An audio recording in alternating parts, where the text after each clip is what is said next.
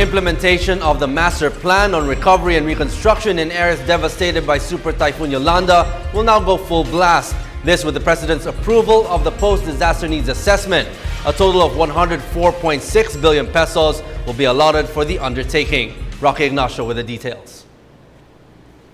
6 months after Super Typhoon Yolanda hit the country, President Aquino has approved in principle the 104.6 billion pesos post-disaster needs assessment that will cover 4 regions, 11 provinces, and Tacloban City. NDRRMC Chief Alexander Palma presented the report during the cabinet meeting in Malacanang. Presidential Communications Secretary Sani Coloma said some items in the PDNA will still need particularly the no-build zones to ensure safety of the typhoon victims. President Aquino also approved the recommendation to allow local government units to realign downloaded funds for other rehabilitation projects. Directed the cabinet to act with an increased sense of urgency in finalizing the post-Yolanda rehabilitation plan, especially in view of the expected onset of the rainy season in June. As reported by Secretary Lacson, rehabilitation plans have been completed for Leyte Province, Western Samar Province, and Cebu Province, as well as Tacloban City. After a final review session within a week, each cluster will be asked to sign off so that full implementation will commence on all fronts upon the President's approval. These are resettlement, infrastructure, social services, and livelihood. The approval of PDNA will pave the implementation of the Master Plan on Recovery and Reconstruction efforts in the Yolanda-stricken areas. Budget Secretary Butch Abad assured that there are enough funds to bring back normalcy in the area. Secretary Abad, a total of 65 billion pesos is immediately available for spending from the 2014 and 2013 budgets.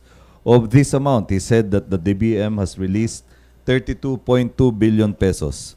He said that another 80 billion pesos is available from concessional loans and grants given by the World Bank, Asian Development Bank, and Japan Industrial Cooperation Agency, or JICA, Japan International Cooperation Agency. Furthermore, another 15 billion pesos has been received from foreign governments out of the more than 34 billion pesos in pledges and commitments as reflected in the Faith website. The HODC and the NHA reported that since March this year, construction has begun on a total of 2,844 new permanent housing units. A total of more than 200,000 new houses will be built until 2016, covering 1,301 hectares. Land acquisition and development are expected to accelerate after the President approved the allocation of funds, acquisition of private lands through expropriation or direct purchase. The resettlement cluster will meet again within a week to thresh out a new policy using science-based multi-hazard maps to determine safe, controlled, and unsafe zones.